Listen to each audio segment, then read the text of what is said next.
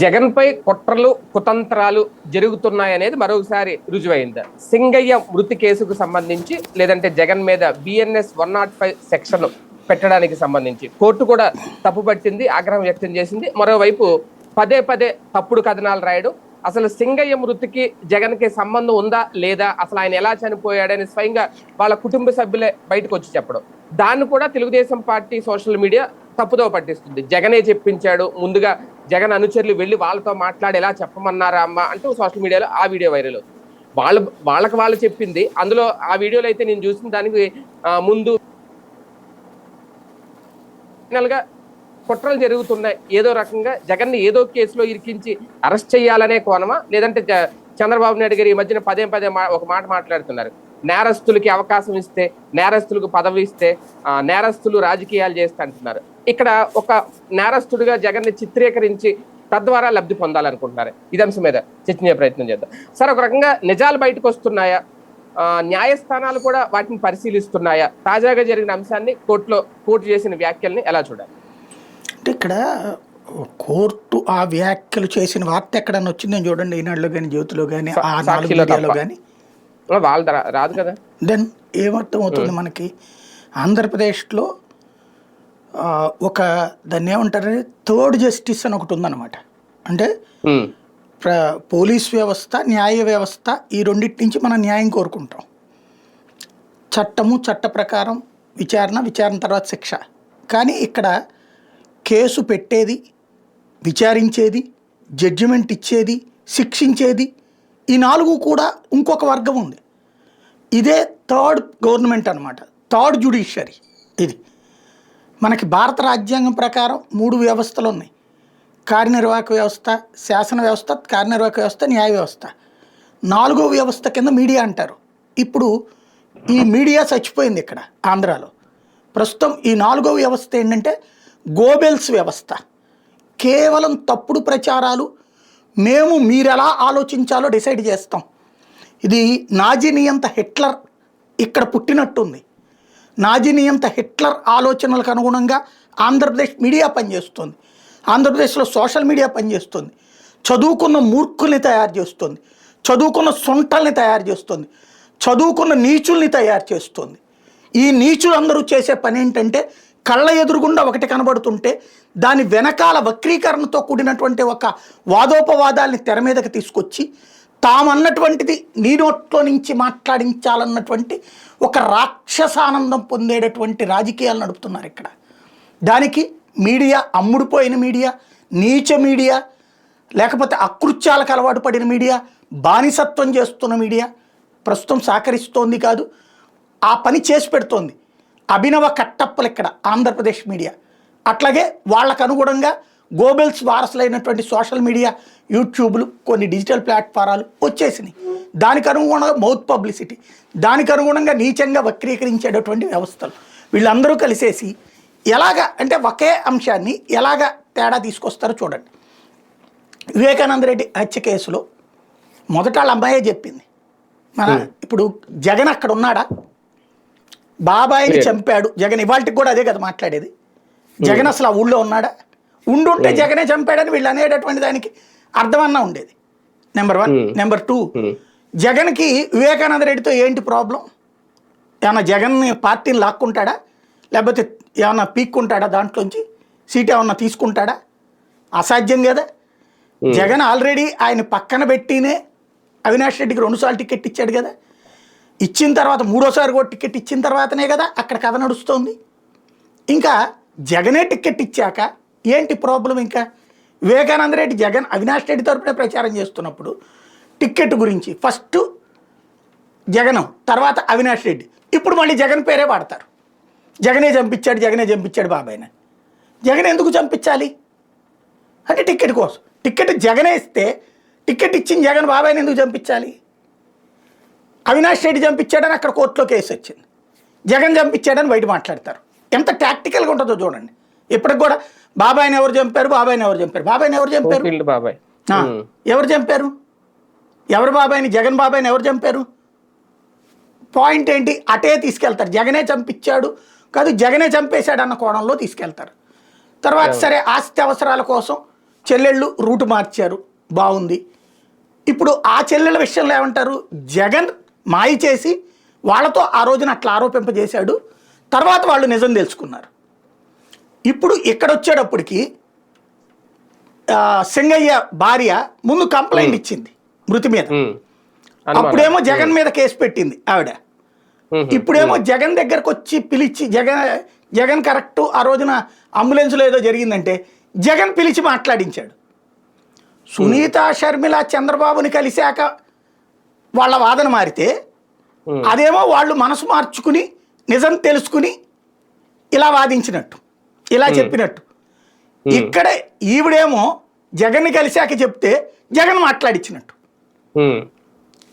ఎంత అంటే ఒకే అంశాన్ని క్రైమ్కి సంబంధించి ఇలాగ. ఇప్పుడు ఈ మాటల్ని అవును అనలేదనుకోండి, మీరు ద్రోహులు, నేరాలని కవర్ చేస్తున్నోళ్ళు, నేరస్తులకు అండగా నిలబడుతున్నటువంటి వాళ్ళు.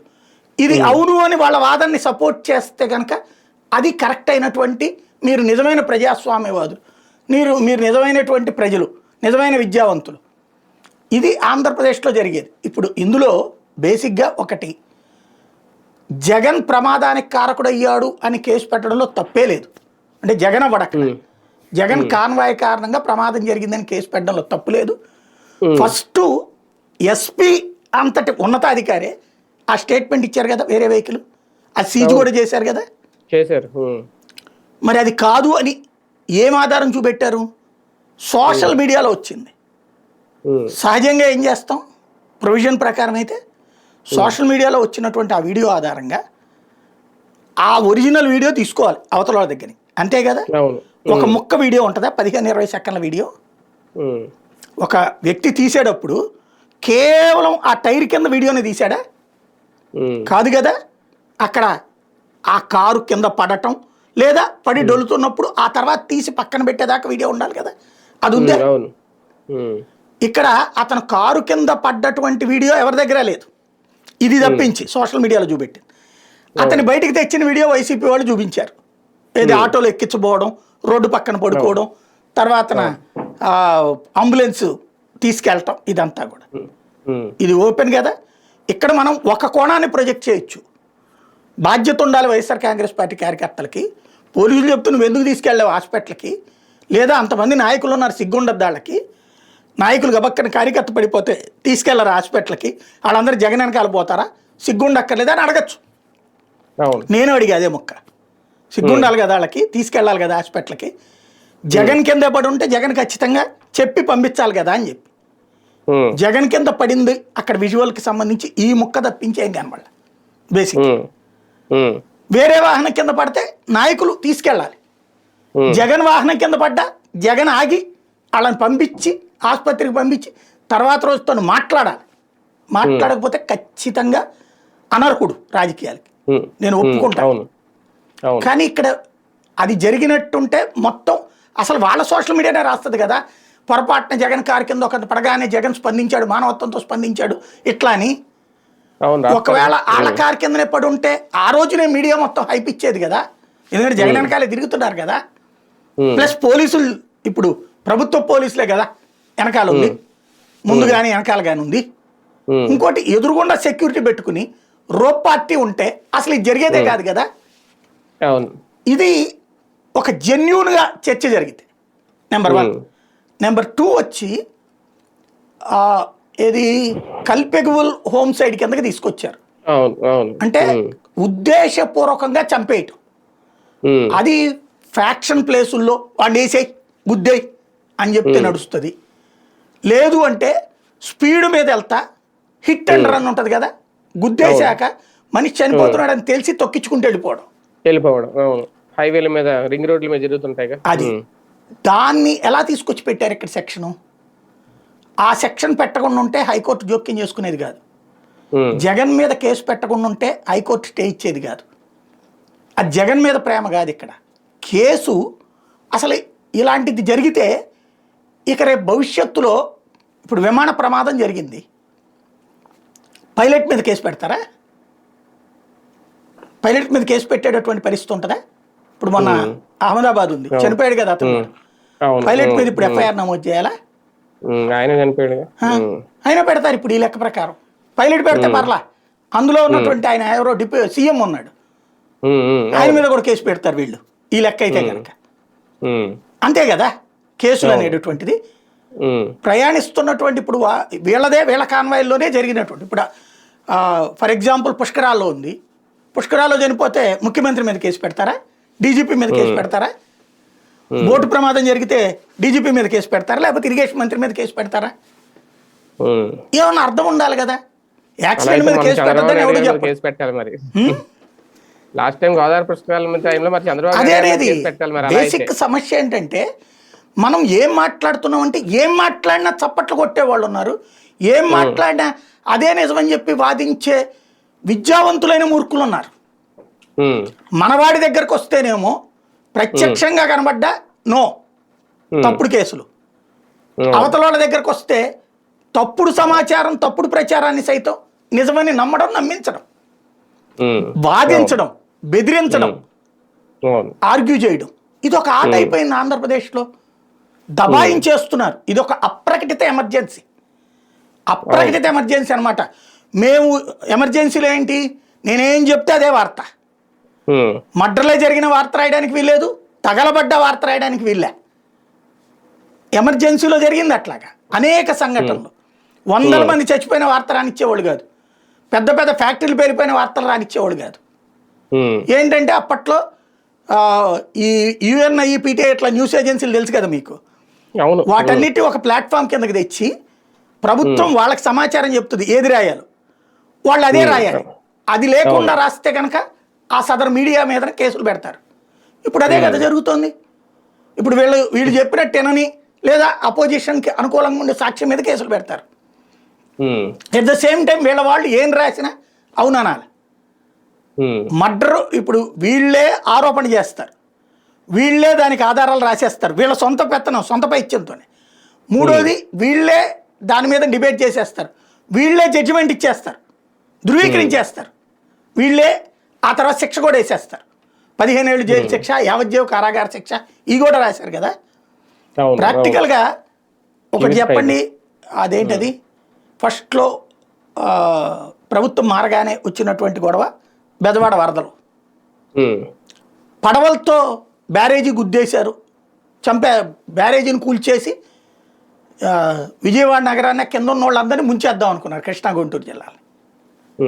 ప్రపంచంలో అసలు అట్లాంటి పిచ్చ మాటలు ఎవడన్నా మాట్లాడతాడా? ఒక బోటుతో ఇదైపోతుందా? ఎన్ని బోట్లు గుద్దుకుంటాయి బ్యారేజీలకి? బోటుతో దేశద్రోహం కేసు అది. ఏదో బోట్ నిండా బాంబులు పెట్టి ఏ మానవ బాంబులో చేశారంటే అది ఉగ్రవాద చర్య అవుతుంది. ఆ జగన్ చేయించాడంటే ఉగ్రవాదం తీసుకెళ్ళి బొక్కలో తెచ్చి టెర్రరిస్ట్ యాక్ట్ కింద పెట్టు. నువ్వు ఎందుకు పట్టుకోలేవు వాటిదాకా? ఆ రోజున మాట్లాడేసాడు ఎవరిన పాపం, ఆ పడవలు నడిపి అతన్ని పట్టుకుపోయి కేసు పెట్టారు. జడ్జి గారు చివాట్లు పెడితే లేదండి మేము ఎంక్వైరీ చేస్తాం కదా, ఒక 2 రోజులు ఉన్నాయండి అని చెప్పారు. ఆ తర్వాత బెయిల్ ఇచ్చింది. ఏమైంది ఆ కేసు? ఎందుకు జగన్ తీసుకెళ్లి జైల్లో పెట్టలా? ఆ తర్వాత ఎన్ని కేసులు ఇట్లాంటివి జగన్ మీద ఆరోపణలు, అదేది జత్వానీ కేసు ముంబై నటిది, ఏమైంది ఆ కేసులో? జగనే చేసేసాడు, ఏమైంది ఇప్పుడు ఆ కేసు? లేదు. అంటే ప్రతి 2 నెలలకి ఒక అభియోగము, ఒక నెలకే బిగిన్ చేస్తారు. ఇందులో కాస్త స్పైసీ పెరిగిన వాటిని కంటిన్యూ చేస్తారు. ఒక ఆరోపణ బిగిన్ చేయటం, ఓ వారం 10 రోజుల పాటు నిందలు వేయటం, దానికి మీద ఆర్గ్యుమెంట్ చేయడం, వీళ్ళే వాదనలు, ఆరోపణలు, ఆర్గ్యుమెంట్స్ అన్నీ పూర్తి చేయడం, ఆ పైన జడ్జిమెంట్ ఇచ్చేయడం, ఆ తర్వాత అందులో కింద వాళ్ళని ఎవరినో ఒకళ్ళని అరెస్ట్ చేయడం, కేసులు పెట్టేయడం, జగన్ ఇందులో ఉన్నాడని చెప్పడం, ఆ పైన జగన్ రేపో మాపో జైలుకి వెళ్ళిపోబోతున్నాడని చెప్పడం. లెక్కర్ కుంభకోణం ఇప్పుడు ఏం చెప్పారు? లెక్కర్ దాంట్లో చెవిరెడ్డే దీనికి అంతటికి డబ్బులంతా అతనే పంచాడు, కింగ్ పిన్ గురించి చెప్పట్లేదు, అదేది తెలియదు, వినబడలేదు, కనబడలేదు అని చెప్తారు. ఇట్లాంటివి రాసుకొస్తారు. ఆ డబ్బులన్నీ ఇచ్చేశారట ఎలక్షన్స్కి. మరి చంద్రబాబు గారు ఖర్చు పెట్టిన డబ్బులు, తెలుగుదేశం అభ్యర్థులు పెట్టిన డబ్బులు, అవి అంతకుముందు 19 ముందు డబ్బులు వసూలు చేసినయ్యా? ఎవడైనా డబ్బులు పంచుతాడు. వాళ్ళ పార్టీ నుంచి వస్తాయా లేకపోతే వాళ్ళ సొంత అయ్యా? డబ్బులు ఖర్చు పెట్టకుండా ఎవడు గెలిచాడు? 2 రాష్ట్రాలు. ఓడినోడు డబ్బులు ఖర్చు పెట్టాడు, గెలిచినోడు డబ్బులు ఖర్చు పెట్టాడు. ఇక్కడ గెలిచినోడు ఈ డబ్బులతో ఖర్చు పెట్టాడంటే ఒక అర్థం ఉంది. ఓడినోడు ఖర్చు పెట్టిన డబ్బులు ఎక్కడ కొమ్ముకోవడం డబ్బులు, ఇది ఒక ఆస్పెక్ట్. తిరుపతి లడ్డు ఇప్పుడు అదేమైంది చివరికి, పంది మాంసం నూనె ఆవు మాంసం నూనె పోయి పామోలివ్ అన్నారు, అది ఆర్గ్యుమెంట్ స్టేజ్లోనే. ఇవాళ వాళ్ళకి బెయిల్ కూడా వచ్చేసింది. దాంట్లో జగన్ ఇంకేముంది దుర్మార్గుడు. ఈటిట్లలో జగన్ ఏం చేసుకోవాలి? అతను వివరణిస్తే 3 వైపుల నుంచి విరుచుకుపడిపోతారు. 3కి ఇంకో 3 60 మంది కలిసేసి అతను దొంగ దొంగ దొంగ అని అరుస్తూనే ఉంటారు. ఇక ఆ తర్వాత అతను నేను కాదు అని చెప్తే సాక్షిలో రాసుకోవాలి, సాక్ష్యం దొంగ దొంగ దొంగ సొమ్మని చూపెడతారు. వీళ్ళందరూ దొరలు, ఈనాడు జ్యోతి వీళ్ళందరూ వేల ఎకరాల భూమిని లాక్కున్నటువంటి వాళ్ళు దొరలు, ప్రజల సొమ్ముని దాంట్లో నుంచి కట్టుకున్నటువంటి వాళ్ళు దొరలు, అదే సందర్భంలో ప్రభుత్వ సొమ్ములతో నడిచేవాళ్ళు దొరలే, ఎవడికాడు అందరూ దొరలే. దొరలు ఈ దొరలు లేదా ఈ దొంగలు ఇంకో దొంగ గురించి మాట్లాడతారు, లేదా ఈ దొరలు ఇంకో దొర గురించి మాట్లాడతారు. ప్రస్తుతం రాష్ట్రంలో ఎట్లా తయారైపోయింది అంటే, ఇందాక ఒక వార్త చూసి ఆశ్చర్యపోయానమాట.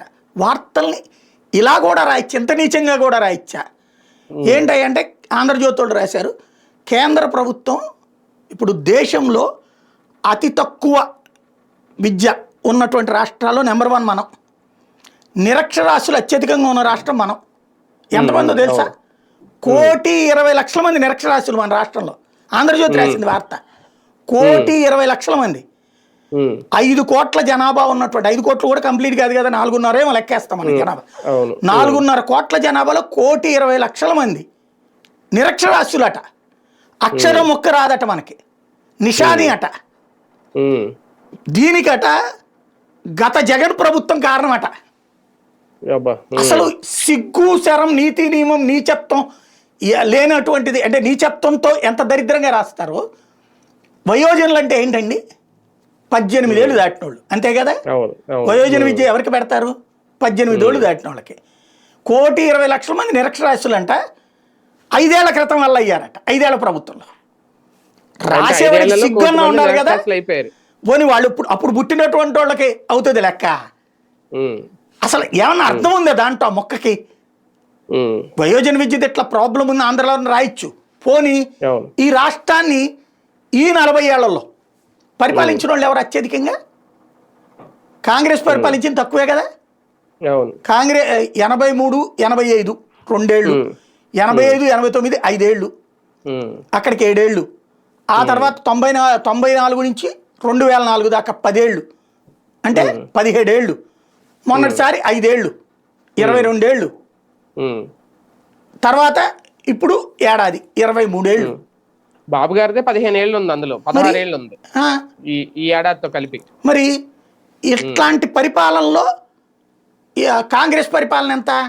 85 to 89, ఇదే 89 to 94 అది పరిపాలన, అంతే కదా. 94లో చంద్రబాబు ఇదే మళ్ళీ రామారావు గెలిచారు అక్కడ. అక్కడ లెక్కేసుకుంటే అప్పుడు 5 ఏళ్ళు, రాజశేఖర్ రెడ్డి 10 ఏళ్ళు, అంతే కదా, 15 ఏళ్ళు. 22 ఏళ్ళు వీళ్ళే పరిపాలించారు. రాజశేఖర రెడ్డి గారి పూర్తిగా 10 ఏళ్ళు కూడా అవ్వలేదు, 6 ఏళ్ళు ఆయన పరిపాలించి. టోటల్ కాంగ్రెస్ అంటున్నాను, కాంగ్రెస్ పరంగా 15 ఏళ్ళు అప్పుడు. అంతే అంతే. అప్పుడు టోటల్ గా వీళ్ళే 22 ఏళ్ళు ఇప్పటి వరకు ఉన్న వయోజన దాంట్లో. అంతే. మరి అప్పుడు 10 సంవత్సరాలు అప్పుడు పరిపాలించింది, 5 సంవత్సరాలు ఇప్పుడు పరిపాలించిన. మొన్నటిసారి 15 ఏళ్ళు వీళ్ళు కదా అది మార్చాల్సింది. అవును. 1,20,00,000 మంది వాళ్ళ చదువురానికి వాళ్ళ కింద మిగిలారు రాష్ట్రంలో. అంటే ఎందుకని?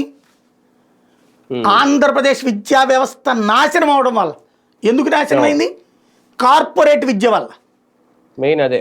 స్కూళ్ళు ఇదివరకు మాస్టర్ పిల్లలు మనతోనే చదువుకున్నారు, పోలీసుల పిల్లలు మనతోనే చదువుకున్నారు, జడ్జిల పిల్లలు మనతోనే చదువుకున్నారు. గుర్తుంది కదా మన స్కూళ్ళలో, మన కాలేజీల దశలో. ఆ రోజున ఈ ప్రాబ్లం రాలేదే, అప్పుడేమి రాలేదే ఈ సమస్య. లేవు కదా. ఎప్పుడైతే ప్రైవేట్ కార్పొరేట్ విద్యని ప్రోత్సహించడం స్టార్ట్ చేశామో, గవర్నమెంట్ స్కూల్కి వెళ్ళడం నామోషి, ఆ స్కూల్కి పంపించే స్తోమత లేదు. దాని బదులు పని చేసుకు బతికితే బెటర్. లేదా గవర్నమెంట్ స్కూల్లో చదవడం బిగిన్ చేశాక ఫెయిల్ అవ్వగానే ఇంకెందుకు రా చదువుల కోసం డబ్బులు దండగా తగలేసుకోవడం, ఏది వీళ్ళు ఖర్చు పెట్టేది ఆ పైన పుస్తకాల ఖర్చులో దానికో. నువ్వు పనికి పోతే రోజుకి ఇంత డబ్బులు వస్తాయి కదా, మీ నాన్న కష్టపడతాడు పా, నువ్వు కూడా మీ అమ్మ కష్టపడుతుంది పా నువ్వు కూడా. ప్రత్యక్ష సాక్షులం, ట్యూషన్లు చెప్పినోడు నేను, ఆ పేదల బస్తీల్లో కాన్వెంట్లు చెప్పినోడు నేను, ప్రత్యక్షంగా చూసాం. ఇంకోటి ఈ వయోజన విద్య నేను ప్రత్యక్షంగా నేను చెప్పా ఎన్ఎస్ఎస్ తరఫున వాలంటీర్గా చేశా నేను 2 సంవత్సరాల పాటు, సర్టిఫికెట్ కూడా తీసుకున్నా. ఆ ప్రాంత పేదల సంగతి చూసా ఎట్లా ఉంటది వాళ్ళకని. నామోషిగా ఫీల్ అవుతారు చదువు రాకపోవడానికి, వాళ్ళ చేత ఒప్పించడానికి బోలెడు పనులు చేయాల్సి వచ్చేదన్నమాట. వాళ్ళని సరదాగా అమ్మ అక్క అత్త అంటూ సంతకం వరకు నేర్చుకొని సంతకం వరకు నేర్పా ఆ రోజు నేను. అవి గుర్తుపట్టి రాసేదాకా యాపిల్ పండు, దానిమ్మ పండు ఇట్లాంటివి రాయించడం, కాపీ చేయించడం, ఇంతవరకు చేయించాను. 2.5-3 నెలలు పట్టింది చేయడానికి.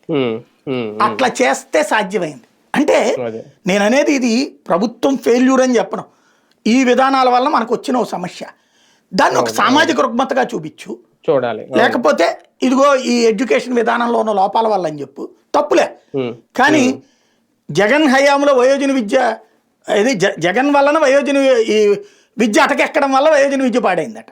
అసలు ఏమన్నా అర్థం ఉందా రాసేటప్పుడు?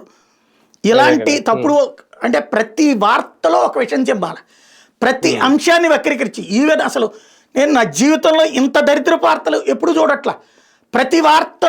ప్రతి వార్త ఇంక్లూడింగ్ సిటీ ఎడిషన్ల వార్తతో సహా ఒక కాలువ కడుతున్నారంటే గతంలో జగన్ ప్రభుత్వం హయాంలో విఫలం అవ్వడం వల్ల ఇప్పుడు కాలువ కడుతున్నారు.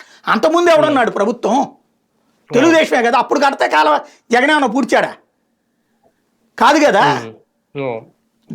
అక్కడ కాలువ కడుతున్నావు నువ్వు అంటే ఇవాళ కడుతున్నావు నువ్వు. జగన్ ప్రభుత్వం నిర్లక్ష్యం వహించిన కాలువని చంద్రబాబు ఇప్పుడు కడుతున్నారు. అంతకుముందు చంద్రబాబే కదా ఉంది. ఇది కామన్ సెన్స్ ఉంటే అర్థమవుతుంది. కానీ ఈ మొక్కేగా జనం ఇదంతా ఆలోచించరు కదా, తాత్కాలిక అంశమే ఆలోచిస్తారు. దాన్ని అడ్డు పెట్టి వీళ్ళే కేసులు కట్టేస్తున్నారు, వీళ్ళే ఆర్గ్యుమెంట్ చేసేస్తున్నారు, వీళ్ళే తీర్పులు ఇచ్చేస్తున్నారు, వీళ్ళే జైలుకి తీసుకుపోతున్నారు, వీళ్ళే జడ్జిమెంట్లు ఇచ్చేస్తున్నారు. అందులో భాగం ఈ కథ. అవును సార్. మెయిన్ ఇందులో ఈ సింగయ్య మృతికి సంబంధించి ఆయన భార్య చెప్తున్నట్టు ఇదొక అనుమానాస్పద మృతి కేసుగా ఏమన్నా పరిగణలోకి తీసుకోవాలా? ఎందుకంటే లోకేష్ మనుషులు వచ్చారు అని చెప్తుంది ఆవిడ, ఒక 50 మంది వచ్చి మాట్లాడారు. అసలు అంబులెన్స్ లో తీసుకెళ్ళినప్పుడు ఏదో జరిగిందని అనుమానం వ్యక్తం చేస్తుంది. నిజంగా అదే గనక జరిగితే చాలా పెద్ద కుట్ర అవుతుంది. ఏదో సినిమాల్లో చూపిస్తుంటారు చూడండి, ఒక సీఎం పదవి కోసం ఇలా మర్డర్లు చేశాడు. ఓకే, ఇప్పుడు అలాగని నేను అనట్లేదు, కానీ ఆవిడ అనుమానాన్నే ఇక్కడ పాయింట్అవుట్ చేస్తున్నాను. ఆ యాంగిల్ ఏమన్నా చూడాలా, లేదంటే జగన్ ని నేరస్తుడిగా చూపించడం కోసం అంత కుట్రలు చేసేయాల్సిన అవసరం, అంత రాజకీయం చేయాల్సిన అవసరం ఉందా? జగన్కి ఏ మాత్రం సెన్స్ ఉన్నా, వైఎస్ఆర్ కాంగ్రెస్ పార్టీకి ఏమాత్రం బుర్ర ఉన్నా, అమ్మాయి చేతన కోర్టులో పిటిషన్ వేయించి ఈ కేసు మొత్తాన్ని సిబిఐ విచారణ చేయమని చెప్పాలి. ఓకే, లేదా పోస్ట్ మార్టం తెలంగాణ కానీ లేదా కర్ణాటక కానీ తమిళనాడు వాళ్ళు బెటర్. ఓకే, ఎందుకంటే వీళ్ళకి సంబంధం ఉండదు. తమిళనాడు వైద్యుల చేత పోస్ట్ మార్టం చేయించాలి, రీపోస్ట్ మార్టం చేయించాలి. మన రాష్ట్ర వైద్యుల్ని మన రాష్ట్ర పోలీసుల్ని నమ్మకూడదు ఈ కేసులో. ఖచ్చితంగా తమిళనాడు వాళ్ళతో పోలీస్ ఇన్వెస్టిగేషన్ వేరే స్టేట్ వాళ్ళతో కుదరదు, అయితే సెంట్రల్ తప్పించి అది ఎట్లాగూ జరగదు ఇప్పుడున్న పరిస్థితుల్లో. కాబట్టి ఈ post mortem repost mortem Tamil Nadu వైద్యుల చేత చేయించాలా అన్నటువంటిది పిటిషన్ వేయాలి వీళ్ళు, అమ్మాయి చేత అవసరమైతే ముకుల్ రోహిత్గి లాంటి వాళ్ళతో ఆర్గ్యుమెంట్ చేయించాలి. నెంబర్ 1. రెండవది, నేనైతే లోకేష్ తప్పుడు పని చేశాడని అనుకోను. లోకల్గా ఉన్న తెలుగుదేశం కార్యకర్తలు వీళ్ళ ఫ్యామిలీ అట, వీళ్ళు భార్యాభర్త వైసీపీనట, వీళ్ళ ఇంట్లో వాళ్ళు, వీళ్ళ బంధువులు వాళ్ళు తెలుగుదేశం వాళ్ళు ఉన్నారు, లేదా ఇదివరకు వైసీపీ నుంచి తెలుగుదేశానికి వెళ్ళిన వాళ్ళు అయ్యి ఉండొచ్చు, అదేదో ఉన్నారు అట్లాంటి వాళ్ళు. వాళ్ళు ఏం వాళ్ళు ఇట్లాగ వచ్చి కలిశారు వీళ్ళని, ఏది ఈ అమ్మాయిని కలిశారు అన్నమాట.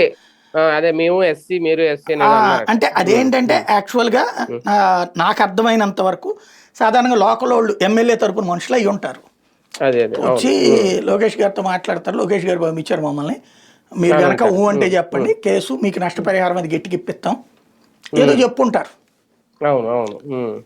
అట్లాంటిదంటే వీళ్ళ అత్యుత్సాహం స్థానిక తెలుగుదేశం కార్యకర్తలు అప్పుడు ఎవరైతే అట్లా అమ్మాయి చేత అనిపించారనుకోండి, వెంటనే పార్టీ నుంచి మంచి పేరు వస్తుంది వీళ్ళకి, జగన్ ఇరికిచ్చి పెట్టారు అని వీళ్ళకి ఏదైనా పదవులు అందుకోవడం కోసం చెప్పుంటారని నేను అనుకుంటున్నా. అదే అలా కాకపోయి ఉంటే ఇంకొకటైనా జరుగుండొచ్చు. అంటే ప్రాక్టికల్గా ఆలోచిస్తున్నాను నేను. ఇంకొకటైనా అయి ఉండొచ్చు. స్థానికంగా ఉన్న కార్యకర్తలు లోకేష్ టీంకి చెప్పుంటారు, అమ్మాయి దగ్గరికి వెళ్తాను, అమ్మాయి కనుక ఓకే అనేటట్టు అయితే మాకు బంధువులు అవుతారు, ఓకే అయ్యేటట్టు అయితే కనుక, లేదా మన కార్యకర్త వాళ్ళ బంధువే, వాళ్ళకి అక్క అవుతుందో చెల్లి అవుతుందో అమ్మ అవుతుందో ఇదే అమ్మమ్మ అవుతుందో ఏదో చెప్పచ్చు కదా. ఇట్లాగా వాళ్ళని తీసుకెళ్తున్నాం, ఓకే చేపిచ్చేస్తాం, చేపిచ్చేసి జగన్ గడి మీద కేసు పెట్టేసేయమంటారా, మీరు ఒకసారి ఇక్కడ పోలీసులు చెప్పేయండి అన్నారనుకోండి, లోకేష్కి ఈ మొక్క చెప్పక్కర్లేదు కదా, కింద ఉన్న టీమే ఓకే మీరు ఆ పని చేపిచ్చేసేయండి, సార్కి చెబుతాం, సార్ ఫుల్ ఖుషి అయిపోతారు అని చెప్పచ్చు. ఇది పై వాళ్ళు లోకేష్ ప్రత్యక్షంగా చేయించాడని నేను అనుకోను, లేదా చంద్రబాబు నాయుడు ప్రత్యక్షంగా చేయించాడని నేను అనుకోను. ఇది కనుక ఆ స్టేజ్లోకి దిగితే అప్పుడు వాళ్ళు అక్కడ క్రెడిట్ పొందుతారు నాయకుడి దగ్గర. అలాంటి ప్రయత్నం ఏదో చేసి ఉండొచ్చు. అయితే ఇక్కడ ఎప్పుడైతే ఒకటి వీళ్ళు మతం పరంగా కూడా క్రిస్టియన్ అనుకుంటా, ఎస్సీనే కానీ ఎస్సీ కన్వర్టెడ్ క్రిస్టియన్ పేరు, దాన్ని బట్టి ఇక్కడ ఆ మతం పరంగా కులం పరంగా జగన్ అంటేనే వేరే అభిమానం ఉంటుంది వాళ్ళకి. ఇంకోటి ఆ జగన్ చూడటానికి వచ్చిన వాళ్ళు, ఇంకోటి చనిపోగానే 10 లక్షల పరిహారం ప్రకటించి ఇచ్చారు వెంటనే. ప్రభుత్వమైన ఏం చేస్తుంది, ఇంకో 10 లక్షలు ఇస్తుంది అంతే కదా. ఇప్పుడు జగన్ ని నాశనం చేయడానికి నిన్ను వాడుకుంటానంటే ఒప్పుకుంటారా వీళ్ళు? జరగకపోయి ఉండొచ్చు అనేది. ఇంకోటి అసలు ఆ గేమ్ లో నేను ఎందుకులే అనుకుని ఉండొచ్చు ఆవిడ. ఒక పక్కన భర్త పోయి కష్టాల్లో ఈ గొడవలో మేమెందుకు, మాకు ఎట్లాగ జగన్ అంటే అభిమానం అని అనుకుంటుండొచ్చును. ఇది లోకేష్ మీద ఆరోపణ అంటే వీళ్ళు అనిపించుంటారు వైసీపీ ఆటోమేటిక్ గా. సహజంగా ఆ రోజున కూడా అన్నారు టీడీపీ వాళ్ళు వచ్చారంట అన్నటువంటిది. అమ్మాయి చేత రోడ్డు మీదకి ఏ దీక్ష లాంటిది పోరాటం చేపిస్తే ఇప్పుడు లైక్ సునీత లాగా చేపిస్తే ఇప్పుడు సునీత అయిపోలేదా పని, అప్పుడు ఎలక్షన్స్ అప్పుడు నడిచింది, ఇప్పుడు అప్పుడప్పుడు వెళ్ళి కలుస్తుంటది, కోర్టులో చేరాల్సింది అప్పుడే ఇష్యూ. బట్ ఎలా జరిగింది, ఈ అమ్మాయితో అట్లాగే 4-5 సార్లు తిప్పడం ఇట్లాంటివి ఏమైనా చెయ్యొచ్చు. కానీ ఈ అమ్మాయి ఎదురు తిరిగింది. వైసీపీ వాళ్ళు కాస్త ముందస్తు వ్యూహం పన్నారనే కంటే కూడా లేటుగా కళ్ళు తెరిచిన వాళ్ళ అదృష్టం బాగుంది, ఒక రకంగా అదృష్టం బాగుంది. వీళ్ళు లేదా వెళ్ళినటువంటి వాళ్ళు సరిగ్గా ఎక్స్ప్లెయిన్ చేయలేకపోయి ఉంటారు, నీకు ఇంత సాయం అంత సాయం పైనుండి గనక పార్టీ ఇన్వాల్వ్ అయ్యి ఉంటే ఏ ₹1 కోటి ఇస్తామని ఉంటే వేరుగా ఉండేదేమో తెలియదు మనకి. ఏ 10 లక్షలు లేకపోతే మిమ్మల్ని చూసుకుంటామంటే వీళ్ళకి అంతగా పెద్దగా ఇది ఉండదు అక్కడ బేసిక్. కానీ నిజాలు బయటకు రాలేకపోయావు సార్. ఇప్పుడు ఆమె గనక బయటకు వచ్చి మాట్లాడకపోతే, ఎందుకంటే అతను మాట్లాడాడంట, అందరి పేర్లు చెప్పాడు, గుర్తుపెట్టాడు, అంటే ఒక రకంగా నిజంగా టైర్ ఎక్కేసి నుజ్జు అయిపోతే ఈడ్ చేస్తే స్పాట్ లో చనిపోవాలి. అంబులెన్స్ లోకి వెళ్ళిన తర్వాత ఎక్కిన తర్వాత కూడా మాట్లాడాడు, తర్వాత వీళ్ళ మనుషులు ఎక్కారు, ఆ తర్వాత ఏం జరిగిందో తెలియదు, నాకు అనుమానం వస్తుందంటే ఆయన బ్రతకాల్సిన మనిషే, బ్రతకుండాల్సిన మనిషే చనిపోవాల్సి వచ్చిందా, అక్కడ ఏం జరిగింది అనేది ఇప్పుడు అది పెద్ద మేజర్ డౌట్ గానే ఉంది ఆ మాటలను బట్టి చూస్తాం. అంటే ఇక్కడ నేను అంటుంది అదే, సరైన డాక్టర్లతో ఉండాలి, లేదా చిత్తశుద్ధితో నిజాయితీగా ప్రభుత్వం డాక్టర్లతో చెప్పించి ఉండాల్సింది. ఇక్కడ దాంట్లో చెప్పింది ఏంటి, వీళ్ళు చూపించింది నిన్న జగన్ ఇన్వాల్వ్మెంట్ అని ఎవరో ప్రత్యక్ష సాక్షి అని చెప్పారు. అతను ఏం చెప్పాడు, నేను చూస్తుండగా జగన్ అటు పక్కన దండం పెట్టుకుంటున్నాడు, ఈ లోపు కారు అట్లా కారు కింద పడ్డాడు అతను పక్కకి అన్నాడు. కారు కింద అట్లా పడితే ఇక్కడ ఏం కనబడుతోంది మనకి, దొల్లుతం కనబడుతోంది ఆ వీడియోలో. ఇంతకుముందు కూడా మనం మాట్లాడుకున్నాం, ఎవరైనా కారు కింద పడుకుని దొల్లుతారా ఇట్లాగా, కారు కింద గబక్కని ఇట్లా పట్టం వేరు, శాంతం పడుకుని తలకాయ ఒక్కటే డొల్లడం ఏంటి, మిగతా కాళ్ళంతా అటు పక్కన డొల్లుతుంటాయా, అసలు అట్లా సాష్టాంగ ప్రణామం చేసినట్టు పడుకుంటా ఉంటదా, పడుకుని ఇట్లా డొల్లడం పైకి వెళ్ళిపోయి బాడీ వెనక్కి వచ్చేయాలి, ఆ వీడియో ఉండాలి అప్పుడు. అది ఇంకోటి, కారు తగిలితే మీకు యాక్సిడెంట్లకు సంబంధించి నేను ఎక్స్పీరియన్స్ చేశా. ఒకసారి స్పీడ్గా వెళ్తున్నా, స్పీడ్గా కాదు 30-40 కిలోమీటర్ల స్పీడే వెళ్తుంది 2 వీలర్ మీద హైదరాబాద్లో. పంజాగుట్ట దగ్గర వెళ్తున్నప్పుడు అక్కడ ఇట్లా డౌన్ ఉంటుంది కదా ఆ జీవికే దగ్గర, ఈ మందు దరిద్రం ఎట్టా ఉంటుందంటే ఆ షాప్ ఏదో టైంకి కట్టేస్తారు 10ంటికో 10:30కో, కట్టేసేటప్పుడు పరిగెత్తుకుంటూ పోతాడు వీడు, అసలు ఇటు ఓటు ఏమవుతుందో చూడడం. ఎవడో తాగుబోతూ గబక్కన కారు కింద పడబోయాడు, కారు సర్రమని హారం కొట్టాడు, దాని కింద పడబోతానని ఎగిరి వెనక్కి దూకాడు, వచ్చి నా మీద పడ్డాడు. నేను ఎక్కడి నుంచి బండి అంత దూరం వెళ్ళిపోయా, ఉమ్, అలాగా వెళ్ళిపోయింది అంతే నా బండి. నేను అట్లాగా ఉమ్, ఉమ్, వెళ్ళిపోయాక చుట్టుపక్కల వాళ్ళందరూ చూశారు వెహికల్స్ వాళ్ళు, ఒక్కతను మాత్రం దగ్గరకు వచ్చాడు. ఉమ్, అప్పుడు నాకేమనిపించలా, ఉమ్, లెగిసి నుంచున్నా, బండి తీసా పక్కన పెట్టా. అప్పుడు ఒక అతను పక్కన వచ్చి మంచినీళ్ళు ఇచ్చాడు. ఉమ్, నేను ఆఫీస్కి ఫోన్ చేశా. మనోళ్ళు వచ్చే లోపు ఒక్కసారి నాకు కళ్ళు తిరిగిపోయింది అక్కడే. ఉమ్, అలా పక్కకి వాలిపోవాల్సి వచ్చింది. ఉమ్, తర్వాతన ఈ నొప్పులు ఇవి కాలుకి సంబంధించి చూసుకుంటే మొత్తం చిరిగిపోయింది లోపల. ఈ పెయిన్ ఆ తర్వాత 10 నిమిషాలకి నుంచి బిగిన్ అయ్యి ఉమ్, నరకం అనుభవించేశా. ఈ లోపల ఇది పట్టిందనమాట, ఉమ్, స్ట్రక్ అయింది. అట్లాగే మీకు ఇంకొక యాక్సిడెంట్, చంద్రబాబు గారు సీఎంగా ఉన్న టైంలో విజయవాడ పర్యటన చేశారు.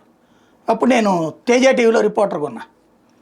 ఆ టైంలో మాకేంటంటే తేజ టీవీలో కెమెరా కమ్ రిపోర్టింగ్, మన చేతిలోని కెమెరా ఉంటుంది, డిజిటల్ క్యామ్ అనమాట. 3CCD మినీది ఉంటుంది క్యామ్. అది మెళ్ళ వేసుకుని ఈ ఫోటోగ్రాఫర్లు కెమెరామెన్లతో ఉండే వెహికల్లో ఎక్కా. అది తెలుసు కదా మీకు, పోలీసులది పైన టాప్ తీసేసి పెడతారు. అది కొన్నిటికేమో అసలు పైన ఇనప ఏమి ఉండవు. ఆ రోజున ఇనప ఇవి ఉన్నాయి, ఏది అరలర్లగా ఉంటది కదా పైన, అట్లా ఉన్న అందులో ఉన్నాం. బాబు గారిది అట్లాగా హెలీప్యాడ్ దగ్గరికి వెళ్ళేటప్పుడు సర్రమని ఇట్లా తిరిగింది వెహికల్. ఆ తిరుగుతున్నప్పుడు డివైడర్ దగ్గర ఇట్లాగా బ్రేక్ అయ్యి ఇలా ఎగిరి పడ్డాం అందరం, మొత్తం ఫోటోగ్రాఫర్లు కెమెరామెన్లు మొత్తం పడ్డాం. అందరినీ అప్పటికప్పుడు వడ్డే శోభనేశ్వర గారు మినిస్టర్గా ఉన్నాడు, గబగబా కారు ఆపి ఆయన కారు ఇచ్చి అందరినీ ఎక్కించమని ఆయన వేరే కారులో వెళ్ళిపోయారు. చంద్రబాబు గారు వేరే వాళ్ళ పిఏ వాళ్ళు ఉన్నారు అక్కడ దగ్గరలో, హెల్ప్ హాస్పిటల్ ఏదో సంథింగ్ ఒక హాస్పిటల్కి తీసుకెళ్ళి. నేనేం చేశాను, లేచిన తర్వాత నాకేమి, నేనైతే బయటకు వచ్చి మిగతా వాళ్ళందరూ బాగా దెబ్బలు తగిలిన వాళ్ళందరినీ ఎక్కిచ్చా కారులో, వాళ్ళందరినీ హాస్పిటల్కి కూడా తీసుకెళ్ళా. నేను ఇప్పుడు మూర్తున్నాడు కదా TV5 మూర్తి, అప్పుడు ఈటీవీలో ఉండేవాడు తను, ఈ సుధాకర్ రెడ్డి అప్పుడు క్రానికల్, ఇప్పుడు టైమ్స్ ఆఫ్ ఇండియాలో ఉన్నట్టున్నాడు. ఇట్లా అందరం ఉన్నాం అక్కడ. వెళ్ళాక హాస్పిటల్కి వెళ్ళాక వాళ్ళందరినీ చేర్చుతున్నప్పుడు ఉన్నట్టుండి ఇక్కడ పెయిన్ బిగినైంది, విపరీతమైన పెయిన్ బిగినైంది రెండు, ఇది ఛాతీ దగ్గర పక్కన. అప్పుడు ఇక దన్మని చూసి డాక్టరు హాస్పిటల్లో ఉండమన్నాడు. అప్పుడు చెక్ చేస్తే ఒరుసుకుంది లోపల ఈ కెమెరా. అప్పుడు చూసా కెమెరా ముందు తిరిగిపోయింది, ఫ్రంట్ ఇది ఉంటుంది కదా అదంతా ఇరిగిపోయింది. అది లోపలికి ఇక్కడ మనకు తెలియకుండా, అంటే బ్లడ్ ఏం రాలా, లోపల గుచ్చుకుంది. దీని పెయిన్ లోపల మనకు అప్పుడు అనిపించలా, వీళ్ళందరి చేర్చాక అనిపించింది. మళ్ళీ 2 రోజుల దాకా హాస్పిటల్లో ఉండాల్సి వచ్చింది. అంటే యాక్సిడెంట్లో మనకు అప్పుడేం తెలియదు. ఆ టైంలో ఫోన్లో మాట్లాడే ఆఫీస్కి ఈ క్యాసెట్ కూడా అప్పుడు చంద్రబాబు గారికి ఇవ్వాలి. అప్పుడు ఏంటంటే ఇప్పటికి మళ్ళీ లేవు క్యాసెట్లు. బాబు గారి పిఏ క్యాసెట్ ఇచ్చేస్తే ఆయన తీసుకెళ్ళి హైదరాబాద్లో మనకి రిపోర్టర్లు రెడీలో ఉంటారు. అప్పుడు ఈటీవీకైనా తేజకైనా 2 కదా ఛానల్స్, దూరదర్శన్కి కూడా తీసుకుని అక్కడ వార్తలు వేసుకోవాలి. మామూలుగా మనం స్క్రిప్ట్ని దీంట్లో పంపిస్తాం, ఏది ఫ్యాక్స్లో. అప్పట్లో పద్ధతి అదే అనమాట. ఇప్పటికి మళ్ళీ ఇంటర్నెట్ ఇవన్నీ లేవు కదా ఆ రోజుల్లో. నేను సీఎం లాంటిది ఇంపార్టెంట్ అయితే ఫోన్లో చెప్పేస్తే రాసుకుంటారు స్క్రిప్ట్. ఫోన్లో స్క్రిప్ట్ కూడా చెప్పేశాను నేను. ఆ తర్వాత పడ్డా, అంటే నా పని అంతా అయిపోయాక. ఇప్పుడు ఇతన్ని ఆ టైంలో ఆ టెంపర్లో ఉండొచ్చు జగను ఇది. ఆ తర్వాతన ఆ క్రష్ అయినటువంటి అప్పుడు ఉండేది ఉంటుంది. అది ఇక్కడ ఫస్ట్ జరగాల్సింది ఏంటి, మనకున్న ఈ లీగల్ పరిజ్ఞానం కావచ్చు, లేకపోతే మన జర్నలిజం ఫీల్డ్లో ఎక్స్పీరియన్స్ పరంగా చూస్తే ఇక్కడ ఏమేం కావాలి, జగన్ వెహికల్ టైరా, ఇంకే వెహికల్ టైర్ ప్రింట్ ఇక్కడ ప్రొజెక్షన్ కావాలి. అతని ఒంటి మీద ఉన్న చొక్కా మీద ఉన్నటువంటి టైర్ గుర్తులు, ఈ టైర్ గుర్తులు ఏ టైర్వి, ఇది మ్యాచ్ కావాలి. అది ఫోరెన్సిక్ ధృవీకరణ జరగాలి. నెంబర్ 1. నెంబర్ 2, ఆ వీడియోలు ఇంకెవరి దగ్గర ఒరిజినల్ వీడియోలు ఉన్నాయి, సోషల్ మీడియాలో కాదు. ఈవెన్ ఆ సోషల్ మీడియాలో పెట్టినోడి దగ్గర ఇంకెంత మిగిలి ఉంది, దాని ముందు దాని తర్వాత అయ్యి దగ్గర అదే కదా అనేది. అది అంటే మళ్ళీ దానికి వీళ్ళు ధృవీకరించేసింది ఆంధ్రజ్యోతి, జడ్జిమెంట్ కూడా ఇచ్చేసింది, అదే ఫోరెన్సిక్ వాళ్ళు ఇచ్చేసారని. మరి ఎస్పీ గారు ఆ మాట చెప్పినట్లేరు, మరి ఆయన చెప్తారేం చూడాలి. అది అంటే సీసీ ఫుటేజ్ అయితే కాదు, ఎవరో తీశారు అది. అదే అనేది అది తీసింది ఎవరు? అదే అనేది అది వాళ్ళని పట్టుకోవాలా, అది అవ్వలేదు. మూడోది వచ్చేటప్పటికి పోస్ట్ మార్టం అనేటటువంటిది రీపోస్ట్ మార్టంతో సహా జరిపి చేయాలి. ఎందుకు జగన్ లాంటి వాడిని లోపల వేయాలంటే అంతే ఇదంతా ఉండాలి కదా. దాంతో పాటు ఇప్పుడు వెహికల్ పట్టుకుపోయారు కదా, ఆ వెహికల్ టైర్ ముద్దరతో పాటు మనిషికి ఇక్కడ ఇదంతా అయింది కదా, సంథింగ్ బ్లడ్ స్ట్రెయిన్స్ ఇవి ఉంటాయి కదా, ఫోరెన్సిక్ అవి తీయాలి కదా. అవన్నీ చేస్తే అసలు ఈ పాటికి పెద్ద ఇష్యూ ఉండేది. అది ఆధారాలు చూపించలేకపోయింది హైకోర్టులో. ఈజీగా జగన్ లోపలేసి ఇచ్చామా? జగన్ అప్పుడైనా డ్రైవర్దే అవుతుంది. అదే డ్రైవర్ని కూడా అరెస్ట్ చేయలేదు, ఎక్కడ చేయలేదు. డ్రైవర్ని కూడా పిలిచారు, విచారించారు, పంపించేశారు. ఎందుకంటే గవర్నమెంట్ డ్రైవర్ కదా, యాక్సిడెంట్ సంబంధించి కేసు పెడతారు అతని మీద, నో డౌట్. అంతవరకు ఉంటుంది. ఇక్కడ పాయింట్ ఏంటంటే అది శాస్త్రీయ విచారణ కరెక్ట్గా చెప్పాలని. దాంతోపాటు అక్కడ ఉన్నటువంటి ఆ టైంలో హాస్పిటల్లో చేర్చడానికి వెళ్ళినటువంటి వాళ్ళు కాదు, ఆ టైంలో అతను బయటికి తీసిన వాళ్ళు ఎవరైతే ఉన్నారో వాళ్ళని విచారించాలి. ఏ వెహికల్ కింద ఏంటి అన్నటువంటి వాళ్ళ స్టేట్మెంట్ రికార్డ్ చేయాలి. ఇవన్నీ జరుగుంటే అసలు ఇష్యూ ఏ ఉండేది? హైకోర్టు ఏంటి, అంతర్జాతీయ కోర్టుకి వెళ్ళినా ఎవడు చెప్పడానికి వీలుండేది. అవన్నీ జరగట్లేదు కాబట్టి కదా ఇప్పుడు ఏదో పెద్ద కుట్రే జరుగుతుందని అనుమానాలు వస్తున్నాయి. అది అమ్మాయి అనుమానం, నేనైతే వీళ్ళు అనుకోను. కాకపోతే ఆ అవకాశాన్ని వీళ్ళు పొలిటికల్ గా వాడుకుంటున్నారు అంతే. అంతే తప్పించి లోకేష్ చేయించాడని నేనైతే అనుకోను. అదే అవును. కానీ ఓకే, లోకేష్ గారు చేయించారు అనేది కాదు, కానీ మొత్తం మీద కుట్రలు అయితే జరుగుతున్నాయి. ఏదో రకంగా ఏదో కేసులో జగన్ నిరికించడానికి జగన్ జాగ్రత్తగా ఉండాలా. రేపు పొద్దున్న ఆయన జిల్లా టూర్లు, పాదయాత్రలు అంటున్నారు. అతను ఏం చేసినా ఎంత జాగ్రత్తగా ఉన్నా చేసేది చేస్తూనే ఉంటారు కేసులు.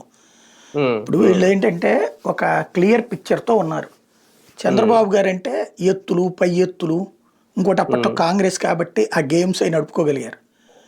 ఇవాళ రోజులో ఉన్న సిచ్యుయేషన్లో వాళ్ళకి బీజేపీతో పెద్ద ప్రాబ్లం లేదు, కాంగ్రెస్తో పెద్ద ప్రాబ్లం లేదు. మీతో కలుస్తామంటే వాళ్ళ నుంచి ప్రాబ్లం ఉండదు. జాతీయ పార్టీతో అధికారంలో ఎవరు ఉంటే ఆడితో కలుస్తారు. రేపు అధికారంలోకి రాబోతున్నారనే కదా కాంగ్రెస్తో కలిసింది. అప్పుడు బీజేపీని మళ్ళీ వస్తుంటే బీజేపీతోనే కలిసి ఉండేవాళ్ళు. పొరపాటున ఆ రోజు చేసిన తప్ప అదే. కాంగ్రెస్ వస్తనుకున్నారు వీళ్ళు, అంచనా వేసి పొరపాటు పడ్డారు. మళ్ళీ మారగానే మారిపోయారు వీళ్ళు, వెంటనే 4 ఎంపీలను ఇచ్చి ఇదంతా. కాబట్టి కేంద్రంతో జాగ్రత్తగానే ఉంటారు. జాతీయ పార్టీలతో వీళ్ళకి ఏ ప్రాబ్లం లేదు. రాష్ట్ర పార్టీతో ప్రాబ్లం లేకపోతే అసలు గొడవే లేదు. ఓన్లీ రాష్ట్ర పార్టీగా ప్రాంతీయ పార్టీ అయినటువంటి జగన్తోనే భయం వీళ్ళకి. పవన్తో ఇదివరకు భయం ఉండేది. పవన్ వీళ్ళని ఓడిస్తాడని కాదు, పవన్ చీల్చే ఓట్ల వల్ల ఓడతారని. అంతే, అది నిరూపణ కూడా అయింది 2019. అదే భయం. కాబట్టి పవన్ ని మేనేజ్ చేసుకోగలిగారు. పెద్ద ప్రాంతీయ పార్టీ అయింది జగన్ది. ఎంత విపరీతమైన విషం చిమ్మినా 40% ఓట్లు తెచ్చుకున్నాడు. అట్లాంటి ఓట్లని ఇంత లీస్ట్ సిచ్యుయేషన్లో ఇంత కలిస్తే 6 పార్టీల సంకీర్ణం అనాలి ఒరిజినల్ చెప్పాలంటే. మొన్నటి ఎన్నికల్లో 3 ప్రత్యక్షంగా 3 పరోక్షంగా కలిసిన కూటమి కలిస్తే 6 కలిస్తే 40 ఓట్లు వచ్చినాయి. 6గురికి కలిపితే 60 వచ్చినాయి. 6గురికి కలిపి 60 వచ్చినాయి. ఒక్కడికి 40 వచ్చినాయి. ఇది టెన్షన్ ఉంది. అంటే ఎవరైనా మనం ఏమనుకుంటాం, ఉద్యోగాలు చేసేవాళ్ళైనా, వ్యాపారాలు చేసేవాళ్ళైనా, ఏ కుటుంబం అయినా సరే, మనం ఇన్నేళ్ళు సఫర్ అయ్యాం, సంపాదించాం, ఏదో మన బిడ్డలు మాత్రం కంఫర్ట్ కూర్చోవాలి, వాళ్ళకి ఎలాంటి సవాళ్ళు లేకుండా ఉండాలని కోరుకుంటాం సహజంగా, ఏ కుటుంబం అయినా సరే. బాబు గారు అది కోరుకుంటున్నారు. కోరుకుంటున్నప్పుడు ఆయన కుమారుడికి ప్రశాంత వాతావరణం రావాలంటే ఏకైక స్ట్రగుల్ జగన్తో. అతన్ని పక్కకి తప్పించాలి అంటే చట్టపరంగా ప్రయత్నించారు, గతంలో కుదరలేదు. ఆ ప్రయత్నం వల్ల అతను కాస్త పెద్ద నాయకుడే కూర్చున్నాడు, పార్టీనే పెట్టేశాడు. ఇప్పుడు అదే వ్యక్తిని ఇక క్యారెక్టర్ అసాసినేషన్ చేస్తే అతను ఈ ప్రతి పూట, ప్రతి సెకను, ప్రతి అంశంలో జగన్ ప్రస్తుతం ఇప్పుడు ఏంటి మీరు వెళ్ళి చేస్తుంది ఏంటి, రాష్ట్రంలో రోడ్ల మీదకి వెళ్ళి ప్రభుత్వపు ఏడాది పాలన, సుపరిపాలన, మాది మంచి ప్రభుత్వం. ఇదివరకు జగనే మళ్ళీ రావాలని స్టిక్కర్ పెడితే తప్పు ప్రభుత్వం డబ్బులతో. ఇప్పుడు 100 కోట్ల రూపాయలు పెట్టి మంచి ప్రభుత్వం వీళ్ళు స్టిక్కర్ వేసుకుంటే రైట్. అప్పుడు నీ బాబు సొమ్మ తీసుకెళ్లి స్టిక్కర్లు వేయడానికి జగన్ అని ప్రశ్నించాడు పవన్. ఇప్పుడు ఆ స్టిక్కర్లు వీళ్ళ ఎమ్మెల్యేలు తీసుకెళ్లి అతికిస్తున్నారు మంచి ప్రభుత్వం అని చెప్పి. మన మాట మన ఇష్టం. ఒకప్పుడు న్యాయం అయ్యేది, ఇంకోసారి అన్యాయం అవుతుంది. ఒకప్పుడు అన్యాయం అయ్యేది, ఇప్పుడు న్యాయం అవుతుంది. అది నడుస్తోంది. ఇప్పుడు అట్లాగ తీసుకుని వీళ్ళు వెళ్తున్నారు. అక్కడ ఏం చెప్పుకోవాలి? ఇదిగో మేము వచ్చాక నీకు ఇంత మంచి జరిగింది, ఇంత తల్లికి వందనం వేసాం, నీకు స్కూళ్ళల్లో బాగా మెరుగుపరిచాం, అద్భుతంగా పాఠాలు చెప్తున్నారు, టీచర్ల ప్రాబ్లమ్స్ తీర్చాం, అట్లాగే ప్రజల ప్రాబ్లం తీర్చాం, రోడ్లు వేసాం, గుంటలు పూడ్చాం, గ్యాస్ ఇచ్చాం, ఇంకా ఇవి చెయ్యబోతున్నాం, కొన్ని సమస్యలు వచ్చినాయి అధిగమిస్తున్నాం, త్వరలోనే మీకు ఇది ఇవ్వబోతున్నాం, ఇప్పటికి చాలా చేసాం, ఇంకా చేద్దాం అనుకుంటున్నాం. ఇది కదా చెప్పుకోవాల్సింది. అక్కడికి వెళ్ళి కుప్పంలో నియోజకవర్గానికి వెళ్ళి నీ నియోజకవర్గ ప్రజలకి ఏమేమి ఇచ్చావో, ఇంటికి ఏమి ఇచ్చావో చెప్పడం మానేసి జగన్ కుక్క పిల్లలా పక్కన పడేశాడు, లేకపోతే అట్లాంటోడు పనికిరాడు, ఇది చెప్పడం కోసం ఈ కార్యక్రమం ఎందుకు? ఇప్పుడు ఏం చెప్పింది ప్రతి ఎమ్మెల్యే చెప్తున్నాడు ఊర్లో వెళ్ళి, నువ్వేం చేసావో చెప్పయ్యా అంటే, జగన్ అట్లా చేశాడు కాబట్టి మేం చేసింది కరెక్ట్ అనుకో, చాలా అనుకో అని చెప్తున్నాడు. ఇది అంటే వాళ్ళ కాళ్ళే డివియేట్ అవుతున్నారు. అంటే జగన్ అనేటటువంటి వ్యక్తి అంత భయపుడతని పుట్టిస్తున్నాడు వీళ్ళకి.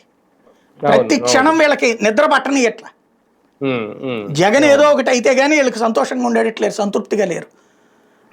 అది అందుకని ఇట్లా జరుగుతున్నట్టు కనబడుతోంది. బిక్కు బిక్కుమంటూ ఉండాలి ఇంక 4 ఏళ్ళు జగన్, ఇంకా అంతే వీళ్ళు ఏం చేసింది. రైట్ చూద్దాం. మొత్తానికి ఒక రకంగా కోర్టు నుంచి షాకులు తగులుతున్నాయని అనుకోవాలా కూటమి ప్రభుత్వానికి, లేదంటే తెలుగుదేశం పార్టీకి?